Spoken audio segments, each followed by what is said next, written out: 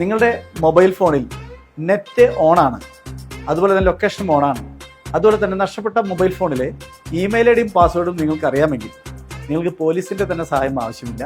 നിങ്ങൾക്ക് find my ഡിവൈസിൽ കയറി നിങ്ങളുടെ ഫോണിൻ്റെ ലൊക്കേഷൻ കാണാൻ സാധിക്കും. ഇനി നിങ്ങളുടെ മെയിൽ ഐ ഡിയും പാസ്വേഡും നിങ്ങൾക്ക് അറിയില്ല, അതല്ലെങ്കിൽ ഫോൺ സ്വിച്ച് ഓഫ് ചെയ്യുകയാണെങ്കിൽ നിങ്ങൾ ആദ്യം ചെയ്യേണ്ടത് പോലീസ് സ്റ്റേഷനിൽ ഒരു പരാതി കൊടുക്കുക, അതിൻ്റെ റെസിപ്റ്റ് കളക്ട് ചെയ്യുക. രണ്ടാമതായി വേണ്ടത് നിങ്ങളുടെ സിമ്മിൻ്റെ ഡ്യൂപ്ലിക്കേറ്റ് സിം എടുക്കുക എന്നതാണ്.